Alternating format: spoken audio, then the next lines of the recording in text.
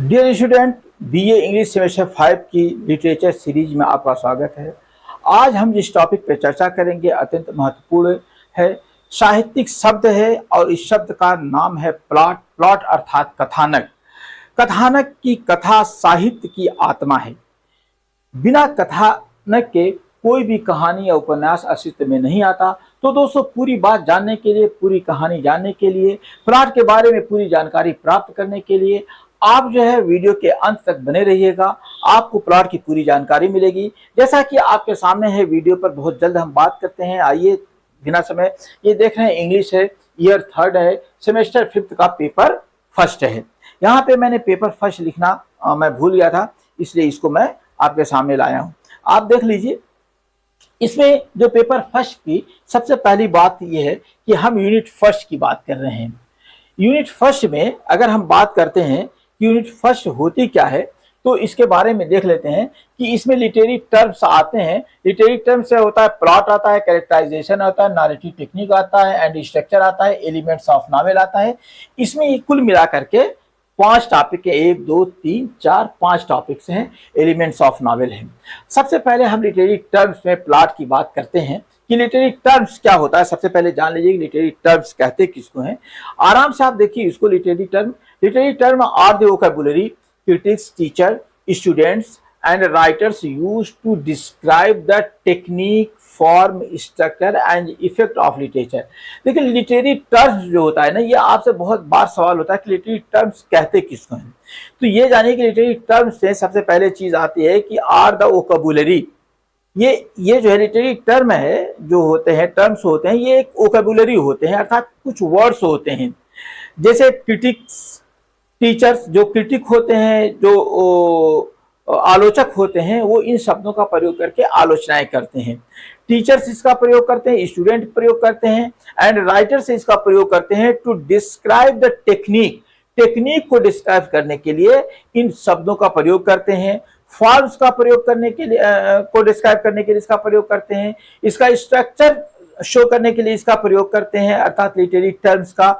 And effect of literature, और ये effect प्रभाव डालता है लिटरेचर पे। They are the analytic tools. ये जो सारी चीजें हैं ना, लिटरेरी टर्म्स जो है ना, ये एनालिटिक टूल्स हैं that let us talk precisely about love, about how a poem, novel, play और the short story produce meaning and feeling. ये सारी चीजें इसमें दिखाती हैं। इसको मैंने बड़े आराम से लिख दिया है। आज हमें बात करनी है प्लॉट की। मैंने कहा है कि आज हमें बात करना है प्लॉट की। तो अगर इस पे बात करते हैं, आगे बढ़ते हैं कि इसके लिटरेरी टर्म से प्लॉट आ रहा है। प्लॉट बहुत इंपॉर्टेंट है। इसको आगे बढ़ करके हम लोग देखते हैं कि प्लॉट होता क्या है। सबसे पहले देखिए डिटेल डिस्कशन एंड एनालिसिस। इसकी हम लोग डिटेल डिस्कस करेंगे। आपको अगर किताब पढ़ेंगे तो प्लॉट एक लंबा चौड़ा टॉपिक है, और इस लंबे चौड़े टॉपिक में आपको बहुत से क्वेश्चन क्रिएट किए जाएंगे, बहुत से क्वेश्चन आपके बनेंगे। लेकिन मैंने इसको मिनिमाइज कर दिया है, जरा ध्यान दीजिएगा। सबसे पहले हम इंट्रोडक्शन देख लेते हैं। प्लॉट क्या होता है। प्लॉट जो इसका इंट्रोडक्शन होता है, in literature plot is the backbone of any narrative work. कहता है कि लिटरेचर में प्लॉट जो होता है बैकबोन होता है ऑफ एनी नैरेटिव वर्क। कोई भी नैरेटिव वर्क हो, जिसको नरेट किया जा रहा हो, एक्सप्लेन करके बताया जा रहा हो, लंबे चौड़ा कोई वर्क हो लिटरेचर का, तो उसमें प्लॉट बहुत इंपॉर्टेंट होता है। वेदर अ नॉवेल, उसमें जो कौन कौन से आता है, चाहे उसमें नॉवेल हो या शॉर्ट स्टोरी हो या प्ले हो। इसमें 2-4 चीजें आती हैं। शॉर्ट स्टोरी आती है, नॉवेल आती है और प्ले आता है। It refers to the organised sequence of events. इसके ये जो है ना, इट रिफर्स, ये रिफर करता है किसको, to the organised sequence of events. घटनाओं के सीक्वेंस को, कौन पहले रखा जाए, कौन बाद में रखा जाए, उसको ये ऑर्गेनाइज करता है। दैट मेकअप द स्टोरी, जो मेकअप करता है, पूरा करता है the story, and gives it's coherence, और वो इसको कोहेरेंस देता है। गिव्स इट कोहेरेंस माने इससे समझ देता है, सुबोधता देता है, स्पष्टता देता है। ये उसको स्पष्ट करता है। कोहेरेंस के माने स्पष्ट करना, मीनिंग एंड इमोशनल इम्पैक्ट, उनकी सारी चीजों को ये शो करता है, समझाता है, मीनिंग को समझाता है और इमोशनल इम्पैक्ट को भी समझाता है plot. Without a plot, a narrative becomes a mere collection of random events. देखिए, विदाउट प्लॉट, अगर प्लॉट नहीं है ना किसी में, तो ये एक रैंडम जो है ना क्या हो जाता है, ये एक रैंडम, रैंडम के माने होता है बेतरतीब अर्थात अनियमित, एक रैंडम इवेंट्स हो जाता है, घटना हो जाता है विदाउट डायरेक्शन आर पर्पस, जिसका कोई ना डायरेक्शन रह जाता है और ना कोई पर्पस रह जाता है। अगर हम इसकी आगे की बात करते हैं तो इसमें टॉपिक आता है etymology. The word plot comes from the old French complot, अर्थात ये इटिमोलॉजी क्या है, ये कहां से आया है, किस तरीके से इस शब्द का क्रिएशन हुआ है, इस बारे में अगर हम बात करें तो the word plot comes from the old French complot, meaning जो होता है कॉन्स्पिरेसी, मीनिंग जो होता है इसकी कॉन्स्पिरेसी होता है, और जो है और स्कीम या योजना होता है। इसमें कई चीजें आती हैं, स्कीम योजना होता है, और जो इसमें जो बात आती है कॉन्स्पिरेसी, कॉन्स्पिरेसी के माने होता है गुप्त योजना के बारे में जानना, गुप्त तरीके से किसी योजना के बारे में जानना, या षड्यंत्र या साजिश के भी होता है, यहाँ पे गुप्त तरीके से किसी योजना को जानने की बात है।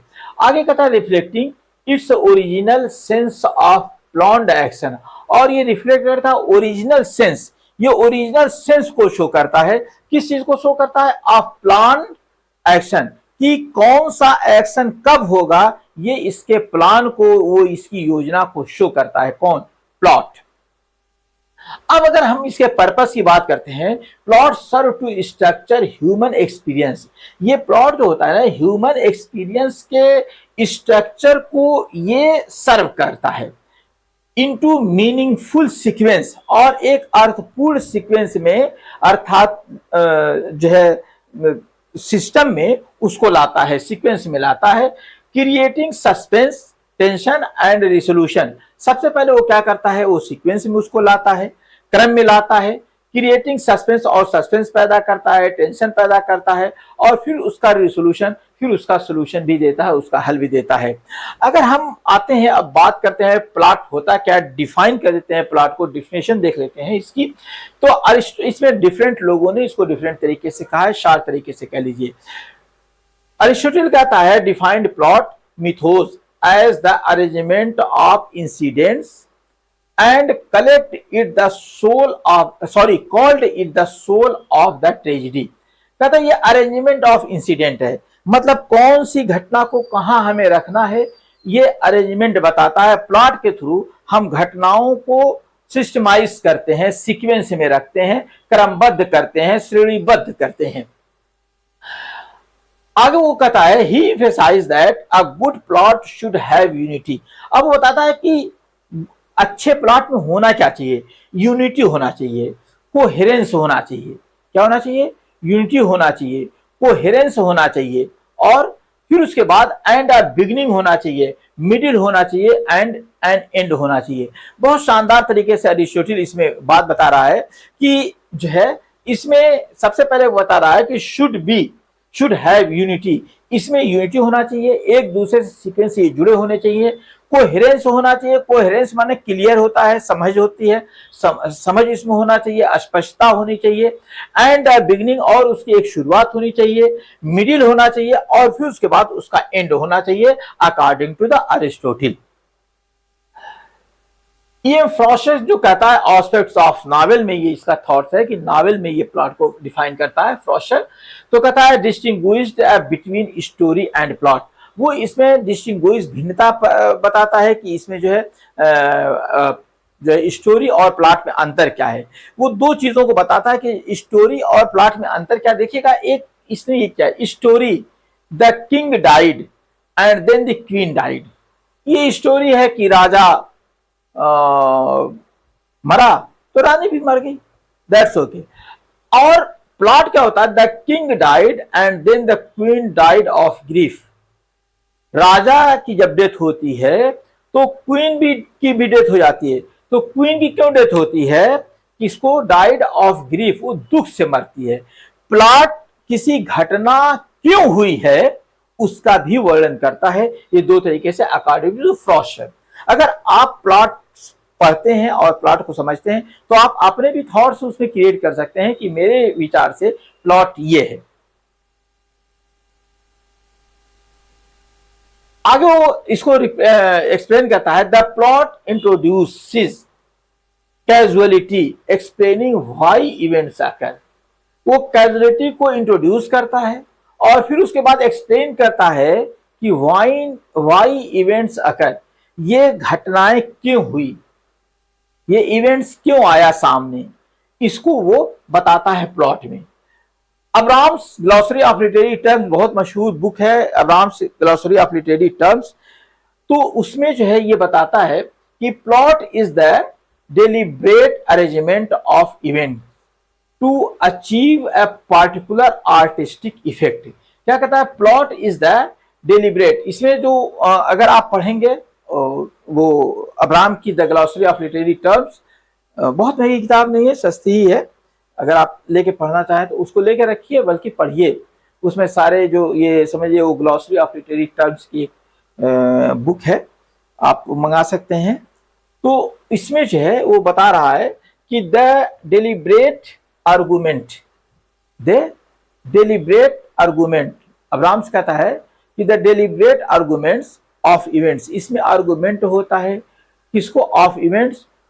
कैसे होता है, to achieve a particular artistic effect, artistic कलात्मक या सुंदर प्रभाव पाने के लिए हम इसके जो है इसको जो है इनका प्रयोग करते हैं, इवेंट्स का प्रयोग करते हैं प्लॉट के द्वारा। इन सिंपल टर्म्स अगर कहा जाए, देखिए ये मैंने बताया कि in simple term plot is more than a sequence of events. ये सीक्वेंस ऑफ इवेंट्स है, घटनाओं का क्रमबद्ध सिस्टम है। It is the organised structure, और ये एक ऑर्गेनाइज्ड स्ट्रक्चर है। और क्या कहता है, ऑफ एक्शन, एक्शन का ऑर्गेनाइज्ड स्ट्रक्चर है। Often driven by the cause and effect, cause और इफेक्ट से ये प्रभावित होता है, चलता है। That gives meaning to the story, जो मीनिंग स्टोरी को एक अर्थ देता है। अगर हम एलिमेंट्स ऑफ प्लॉट की बात करते हैं कि एलिमेंट्स इसमें कौन कौन से होते हैं, तो सबसे पहले अगर हम इसकी बात करते हैं, a strong plot generally contains the following essential elements. अगर एक जो है स्ट्रॉन्ग प्लॉट होगा तो ये इन चीजों को रखेगा। सबसे पहले क्या होता है, देखिएगा, ध्यान दीजिएगा, इसको समझिएगा कि इसमें प्लॉट में क्या क्या चीजें आती हैं। सबसे पहले आता है exposition, introduce characters, setting and background. ये क्या करता है, एक्सपोजिशन करता है, इंट्रोड्यूस कैरेक्टर, ये कैरेक्टर को शो करता है। अगर आप मैकबेथ या ड्रामा पढ़ेंगे तो ये जो एक्सपोजिशन में आपको कुछ एक इस तरीके के बहुत सी जगहों पे आपको कुछ इस तरीके का चित्र आपको दिखाई देगा, ऐसे, है ना, ऐसे, फिर उसके बाद ये जो है ऐसे आ जाता है। तो यहाँ पे जो है आपको एक्सपोजिशन मिलेगा, है ना, एक्सपोजिशन मिलेगा। फिर उसके बाद इंसिडेंट से यहाँ पे मिलेगा, फिर यहाँ पे क्लाइमेक्स मिलेगा, है ना, और इस तरीके से फिर उसके बाद डाउनफॉल मिलेगा, फिर उसके बाद लास्ट में इसमें आएगा फॉलिंग एक्शन मिलेगा। तो इसमें 5 चीजें हैं, पांचों चीजें यहाँ पे मिलेंगी, ऐसे 1 2 3 और 4 5, ये 5 चीजें इसमें मिलती हैं। अगर आप इसको देखिएगा कहीं पे तो ये मिलता रहेगा आपको। मैं यहाँ फिगर डालना चाहता था लेकिन यार भूल गया इसमें डालना। एक्सपोजिशन इसमें आता है, ठीक ना। जैसे अगर सेटिंग एंड बैकग्राउंड, जैसे अगर इसमें एग्जांपल लेता है, in Pride and Prejudice the Bennet family, the east end social setting are the introduce. जब शुरू में जब वो आता है, बिंगले आता है, तो उससे जो है इसमें सारी चीजें ये होती है, हमारे पास ये है, हमारे पास वो है, हमारे पास ऐसे है, हमारे पास ये फॉर्म है, और ये हमारी बहन है, वो हमारी इतनी बहनें हैं, हमारे फादर।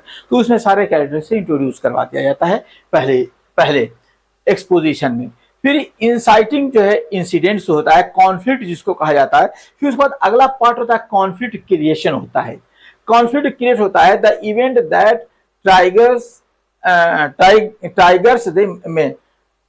है भाई, ट्राइगर्स द मेन एक्शन।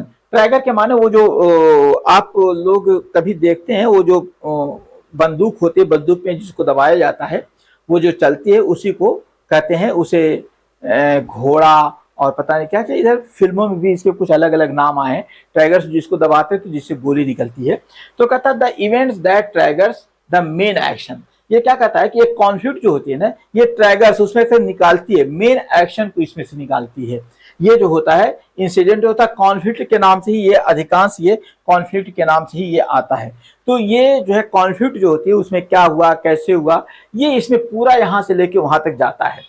फिर उसके बाद अगर हम बात करते हैं इसके एग्जाम्पल देखते हैं। Romeo and Juliet meets the couplet ball. Romeo and Juliet couplet ball में मिलते हैं, बिगिनिंग देयर ट्रेजिक स्टोरी, और वहीं से उनकी ट्रेजिक स्टोरी शुरू होती है।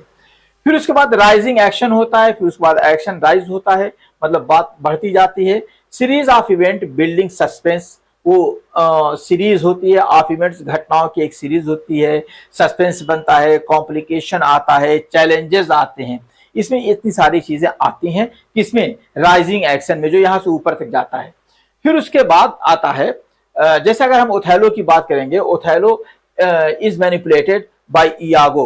मैनिपुलेट के माने कंट्रोल में कर लिया जाना, उसको कंट्रोल में कर लेता है, किसको, अपनी बात मनवा लेता है। मैनिपुलेट के माने इस तरह कंट्रोल में कर लेना यागो कि वो उसको ही एकदम सही मानने लगता है।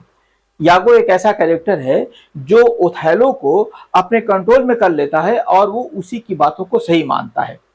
इंक्रीजिंग टेंशन, और वहीं पे टेंशन इंक्रीज होता है, एंड मिसअंडरस्टैंडिंग, और वहीं पे मिसअंडरस्टैंडिंग शुरू होती है। अब बात आती है क्लाइमेक्स की, ये इसका जो है चौथा पार्ट है, climax, the turning point or peak of the tension. अब जो टेंशन बिल्कुल लास्ट में पहुंच जाता है कि अब यहाँ पे सारी चीजें हो जाएंगी, वो उसको मार देगा, वो उसको मार देगा, जो भी हो, या अगर ट्रेजिडी होगी तो उसमें सब देखिएगा तड़ातड़ कत्ल, मर्डर पे मर्डर होता जा रहा है, किसको मारते जा रहे हैं। एग्जाम्पल अगर देखते हैं तो मैकबेथ किल्स डंकन, डंकन को मार देता है वो, सीलिंग हिज ट्रेजिक फेट, और वो अपनी ट्रेजिक फेट को सील करना चाहता है, अर्थात बांधना चाहता है, बंद करना चाहता है ना, कि उसकी जो ट्रेजिक फेट है। अगर हम फॉलोइंग एक्शन की बात करते हैं, events following the climax leading to the resolution. अब वहां पे जो कॉन्फ्लिक्ट है जो फॉलोइंग एक्शन में आती है, और फिर उसके बाद जो इवेंट्स जो है फॉलो करती है, नीचे आती है क्लाइमेक्स, लीडिंग, और लीडिंग टू द रिसोल्यूशन, और फिर रिसोल्यूशन की तरफ चली जाती है। अगर एग्जाम्पल देखेंगे तो consequence of Othello's murder of Desdemona unfold. Desdemona का कत्ल कर देता है, बाद में ओथेलो में डेस्डेमोना का कत्ल हो जाता है। फिर उसके बाद डेस्डेमोना के कत्ल का कारण खुलता है, अरे तुमने मार डाला इसको, तो ये सारी चीजें आती हैं। फिर उसके बाद डिनाउमेंट आता है, छठा resolution, final outcomes, conflict are resolve. उसमें जो फाइनल जो डिनाउमेंट आता है, रिसोल्यूशन जो आता है, वहां पे उसका एक सोल्यूशन दिया जाता है। उसमें भी ओथेलो में भी यही बात होती है कि वो जाकर के लास्ट में कहता है देखो भाई ऐसे मत करना, वो उसकी एक स्पीच होती है। तो फाइनली आउटकम, फाइनल आउटकम आता है, कॉन्फ्लिक्ट्स आर रिजॉल्व, जो उसमें लड़ाइयां थी, जो झगड़े थे, उसको रिजॉल्व कर दिया जाता है, उसको समाप्त कर दिया जाता है। और बहुत सी चीजें इसमें आती हैं जिसको आप देखेंगे, उसको खत्म कर दिया जाता है, उसका समाधान निकाल लिया जाता है, चाहे जो भी होता है। इसमें बहुत से रिसोल्यूशन के माने समाधान करना, या और बहुत सी चीजें इसमें आती हैं, तो उसका समाधान निकाले। भाई किसी को मार देंगे, उसका समाधान क्या निकालोगे, बट ये बता देते कि हाँ हमने इसका मर्डर कर दिया, and why we murder him or her, मैंने उसका मर्डर क्यों किया। तो ये चीजें इसमें आ जाती हैं। अगर हम कैरेक्टरिस्टिक्स ऑफ गुड प्लॉट की बात करते हैं, तो ये एक बहुत इंपॉर्टेंट चीज आ रही है। ये देखिए आपका चौथा टॉपिक है, characteristics of good plot. Good plot इसमें आता है क्या है, यूनिटी ऑफ एक्शन। सबसे पहली चीज आती है यूनिटी। देखिए प्ले में तीन चीजें होती हैं, unity of action, unity of play, unity of time. तो ये तीन चीजें होती हैं। तो यूनिटी ऑफ एक्शन ये होता है, every incidents should contribute to the main story. हर इंसिडेंट जो होते हैं वो मेन स्टोरी को कंट्रीब्यूट करना चाहिए, उसका सहयोग करना चाहिए। यूनिटी ऑफ एक्शन का मतलब होता है, कैजुअलिटी इसमें आती है, इवेंट्स मस्ट बी लॉजिकली, जो घटनाएं हों वो लॉजिकली हों, कनेक्टेड हों, logically connected, one leads to another, और एक जो है दूसरे को लीड करे। इसमें जो इवेंट्स जो हैं वो लॉजिकली कनेक्टेड हों, अर्थात आगे के इवेंट्स क्या हैं और पीछे वाली इवेंट्स उससे जुड़ी होनी चाहिए। कॉन्फ्लिक्ट क्या था, मोस्ट प्लॉट इन्वॉल्व कॉन्फ्लिक्ट। बहुत से प्लॉट जो होते हैं इन्वॉल्व कॉन्फ्लिक्ट में, जो उसमें झगड़ा होता है, इंटरनल साइकोलॉजिकल जो होती है, और एक्सटर्नल या सोशल होती है, फिजिकल होती है, उसको जो है इन्वॉल्व होते हैं। कभी कॉन्फ्लिक्ट जो होती है इंटरनल होती है, कभी बाहरी होती है, एक्सटर्नल होती है। दो ही तरीके की इवेंट्स होती हैं। अगर हम सस्पेंस की बात करते हैं, suspend and surprise, a good plot keep the readers emotionally engage. सबसे पहली बात ये होती है कि ऐसा सस्पेंस बनाए रहें कि जो रीडर्स है या जो ऑडियंस है वो अंत तक उससे जुड़ा रहे। ऐसा ना हो कि थोड़ी देर के बाद वो खत्म हो जाए। जुड़ा रहे, इमोशनली एंगेज, वो एंगेज रहे, जुड़ा रहे। अगर प्लॉजिबिलिटी की बात करते हैं इसमें हम, तो ये प्लॉजिबिलिटी जो आती है वो इस तरीके से आती है। कॉन्फ्लिक्ट है, सस्पेंस है, प्लॉजिबिलिटी है। प्लॉजिबिलिटी की बात करते हैं तो event should feel natural with in the stories world. ये प्लॉजिबिलिटी होती है कि कुछ ऐसा है कि स्टोरी जो है ना जो है ऐसा हो कि वो जो नेचुरल मालूम हो। ऐसा ना हो कि मालूम हो कि कुछ अलग से जोड़ दिया गया हो। प्लॉट की ये सबसे बड़ी विशेषता होती है। इमोशनल इंपैक्ट क्या होता है इसका? ट्रेजिक कॉमेडी और romance should evoke appropriate emotional responses. ये क्या करता है? ट्रेजिडी हो चाहे कॉमेडी हो या रोमांस हो, शुड, और रोमांस शुड इवोक, जगाना चाहिए, एप्रोप्रिएट, उचित इमोशनल रिस्पॉन्स। इमोशनल रिस्पॉन्स उसके अंदर हो, भावनात्मक रिस्पॉन्स हो उसके अंदर, वही चीज उसके अंदर जगाना चाहिए। इमोशनल रिस्पॉन्स आना चाहिए कहानी को देख करके। प्लॉट ऐसे बनाना चाहिए। आगे हम लोग जरा सा बात कर लेते हैं, टाइप्स ऑफ प्लॉट की बात कर लेते हैं कि टाइप्स ऑफ प्लॉट कौन कौन से हैं। टाइप्स ऑफ प्लॉट होता है, इसमें होता है अ स्ट्रेट फॉरवर्ड, जैसे देखिए सिंपल प्लॉट होता है a straight forward sequence of events without reversal और रिकॉग्निशन। जैसे एक जो है सिंपल प्लॉट जो होता है स्ट्रेट फॉरवर्ड कहा जाता है। इसमें कोई बहुत सी चीज जो है ये नहीं होती है, कोई जटिलता इसमें नहीं होता है। सीक्वेंस ऑफ इवेंट्स जो है बिल्कुल स्ट्रेट फॉरवर्ड चलती रहती हैं विदाउट रिवर्सल और रिकॉग्निशन। उसमें कोई न रिकॉग्निशन किया जाता है और न उसको रिवर्स किया जाता है।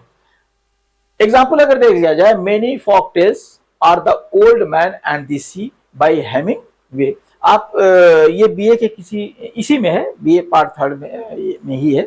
ये आपको वीडियो भी होगा, मैंने बताया है इसमें, किसी वीडियो में है the old man and the sea. हाँ ठीक है, ये वीडियो भी जल्द ही गया है, इसको आप देखिएगा। कॉम्प्लेक्स प्लॉट क्या होता है? इन्वॉल्व्स पेरिपेटिया, पेरिपेशिया, इसमें ये कहता है रिवर्सल, वही बात आती है पेरिपेशिया, वो रिवर्सल को बार बार लाता है। एंड जो है क्या कहता है? एनाग्नोरेसिस, रिकॉग्निशन, पूरी कॉग्निट करता है उसको, फिर बाद में लाता है, किस तरीके से आगे लाया जाता है। ये सारी चीजें हैं कॉम्प्लेक्स प्लॉट में। कॉम्प्लेक्सिटी ज्यादा रहती है कि उसमें रिवर्सल नहीं होता है, इसमें रिवर्सल होता है, और एनाग्नोरेसिस होता है अर्थात रिकॉग्निशन होता है। तो ये सारी चीजें, अगर हम एग्जाम्पल पढ़ेंगे तो Oedipus racks and the Hamlet की बात करते हैं। हैमलेट अगर देखेंगे तो उसमें बार बार वो डिले करता है, वही सारी चीजें होती है। रिकॉग्निशन की जो बात होती है, वो रिकॉग्नाइज करता है उसको, ऐसे है, ये चीज़ हुई, वो चीज़ हुई, वो आता है तो उसको रिकॉग्नाइज करता है, उसको सारी चीज़ें आती हैं उसमें। अगर हम लीनियर प्लॉट की बात करते हैं, क्रोनोलॉजिकल प्लॉट जिसकी कहते हैं, events occur in order of time, time के अनुसार सारी घटनाएं होती हैं। एग्जाम्पल अगर हम इसका लेते हैं तो रॉबिन्सन क्रूसो है, ये क्रूज है, ये इसको देख लेते हैं। नॉन लीनियर प्लॉट में आता है यूजेस फ्लैशबैक, फोरशैडोइंग और द फ्रैगमेंटेड नैरेटिव। इसमें ये सारी चीजें आती हैं बहुत सी। ये आगे ये इसमें फोरशैडोइंग आता है और फ्रैगमेंट नैरेटिव आता है, और जो होता है फिर उसके बाद एग्जाम्पल अगर हम देते हैं the sound and the fury by Faulkner है, ये एक प्ले है, इसको देखिएगा। एपिसोडिक प्लॉट है, several loosely connected episode with a common theme और द कैरेक्टर। ये क्या होता है कि एपिसोडिक प्लॉट जो होता है ना, सेवरल लूजली कनेक्टेड, बहुत से जो है एपिसोड्स होते हैं जो मतलब बहुत ढंग से वो नहीं जुड़े होते हैं, तो इसको कहा जाता है एपिसोडिक प्लॉट। वो बहुत ढंग से नहीं जुड़े होते हैं, connected episodes with a common theme और द कैरेक्टर्स। वो कॉमन थीम उसकी होती है और कॉमन कैरेक्टर ही होते हैं। अगर एग्जाम्पल देख लेते हैं, down episode by the Cervantes Don Quixote अगर आप देखेंगे तो उसमें इसी तरीके का एपिसोडिक प्लॉट मिलता है। फिर उसके बाद पैरेलल प्लॉट अगर देखा जाए, two or more stories develop simultaneously and converge. ये क्या करता है कि दो स्टोरी एक साथ चलती हैं और वो एक साथ उसमें कन्वर्ज होती हैं, वो मिक्स होती हैं, मिक्स होकर चलती हैं, दो कहानियां चलती हैं, उसको पैरेलल प्लॉट कहा जाता है। इसके अगर हम बात करेंगे, a tale of two cities by Charles Dickens है, ये भी स्टोरी आप जो है देखेंगे, आप एक वीडियो है उसको देखिएगा, अ टेल ऑफ टू सिटीज। आगे बात करते हैं हम स्ट्रक्चर ऑफ प्लॉट, फ्राइटेक्स पैरामाइंड। ये एक बहुत इंपॉर्टेंट चीज इसमें आती है। इसमें क्या आता है, इसको जरा धीमे से आराम से हम लोग देखते हैं, है ना। ये बात आती है, धीमे धीमे रेमना धीरे धीरे सब कुछ हो, माली सींचे सौ घड़ा पर ऋतु आए फल होए। तो हमको धीमे धीमे इसको सीखना है, क्या क्या होता है, इसको बहुत फास्ट तरीके से नहीं सीखना है। आगे देखिए बढ़ते हैं। और कास्ट ऑफ फ्राइटेक जो है 19वीं सेंचुरी में developed a pyramid structure of classical drama. उसने क्लासिकल ड्रामा का एक पिरामिड बनाया था। उसमें उसने डाला था एक्सपोजिशन, डाला था इंट्रोड्यूसिंग ऑफ बैकग्राउंड इंफॉर्मेशन, फिर राइजिंग एक्शन डाला था, कॉम्प्लिकेशंस एंड कॉन्फ्लिक्ट्स एराइज हुआ था। जो मैंने वही आपको बताया था ना, वो जैसे ये था, है ना, ये ऐसे था फिर ऐसे था, तो इसी में ये सारी चीज़ें आती थी। ये जो है एक्सपोजिशन था, यहाँ पे एक्सपोजिशन था, फिर उसके बाद जो है ये जो दूसरा था राइजिंग एक्शन था, फिर उसके बाद क्लाइमेक्स था, फिर उसके बाद फॉलिंग एक्शन था, फिर उसके बाद इस तरीके से आता है, फॉलिंग एक्शन था, डिनाउमेंट था, और एक और जो है रिसोल्यूशन यहाँ पे आ जाता है, फिर रिसोल्यूशन आ जाता है। तो इस तरीके से उसमें आया था, तो यही चीज़ इसमें आई है। आगे देखते हैं, अगर आप ये देखिएगा तो इसका कोई वीडियो मैं शायद नहीं डाला हूँ, आगे डाल दूंगा इस पे। आगे देखते हैं ये क्या चीज़ है। इसमें एक्सपोजिशन है, ये मैंने बता दिया है। राइजिंग एक्शन, ये कॉम्प्लिकेशंस एंड कॉन्फ्लिक्ट एराइजेज होती है, इसमें मैंने बता दिया था। क्लाइमेक्स है the peak of the tension and turning points, जो बिल्कुल अंत में पहुंचता है, क्लाइमेक्स होता है। फॉलिंग एक्शन होता है consequence of the climax, consequence होता है वो जो सारी चीज़ें उसका जो क्रमबद्ध होता है क्लाइमेक्स का। डिनाउमेंट होता है, रिसोल्यूशन होता है, फाइनल आउटकम एंड क्लोजर, और जाकर के वो रिसोल्यूट कर देता है, डिनाउमेंट होता है। This structure is widely applied in both classical and modern narratives. ये सारी चीज़ों में क्या कहा गया है, क्लासिकल में भी और मॉडर्न नारेटिव में भी इसका प्रयोग किया गया है। आगे इसकी इंपॉर्टेंस की अगर हम बात करते हैं कि इसकी इंपॉर्टेंस क्या है, तो आगे बढ़ते हैं, इसकी इंपॉर्टेंस ज़्यादा देख लेते हैं। देखिए, provides unity, connects event into a meaningful whole. ये क्या करता है, प्रोवाइड्स यूनिटी, ये यूनिटी दिखाता है, connects events into the meaning of whole, सारी मीनिंग को ये शो करता है प्लॉट। फिर उसके बाद क्रिएट्स सस्पेंस एंड इंटरेस्ट, ये प्लॉट के माध्यम से हम सस्पेंस भी क्रिएट करते हैं और इंटरेस्ट भी क्रिएट करते हैं। कीप्स रीडर एंगेज्ड, और जो रीडर को एंगेज किया रहता है इमोशनली एंड इंटेलेक्चुअली, वो दोनों तरीके से, भावनात्मक रूप से और जो है इंटेलेक्चुअल रूप से भी वो उनको जोड़े रहता है। रिवील्स कैरेक्टर, वो सारे action in the plot reveals inner nature and development. ये रिवील्स कैरेक्टर की सारी भावनाओं को ये खोल देता है।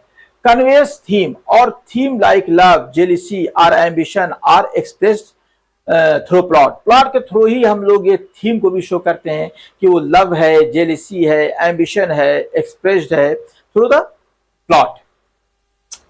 जनरेट्स इमोशनल इफेक्ट्स, और ये एक इमोशनल इफेक्ट भी जो है जनरेट करता है, उत्पन्न करता है। कैसे होता है, स्पेशली इन ट्रेजिडी, ये खास तौर से ट्रेजिडी में ये जो है इमोशनल इफेक्ट क्रिएट करता है। कॉमेडी एंड द रोमांस में अगर हम एग्जांपल लेते हैं, in Macbeth the plot shows how ambition and moral weakness lead to the downfall.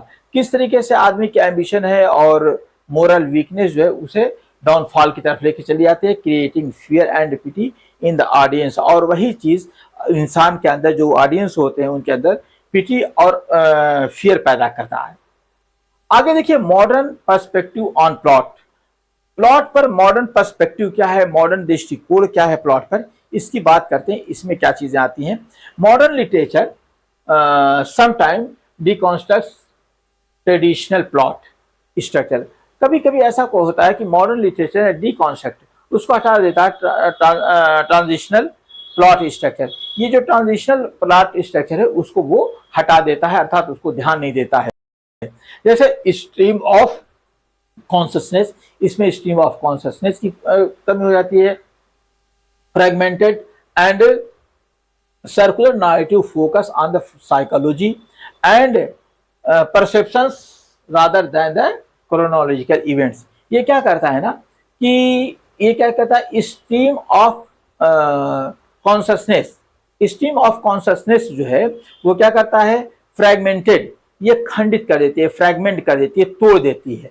And circular narratives, और जो सर्कुलर नैरेटिव्स होते हैं फोकस ऑन साइकोलॉजी, वो साइकोलॉजी पे फोकस करते हैं।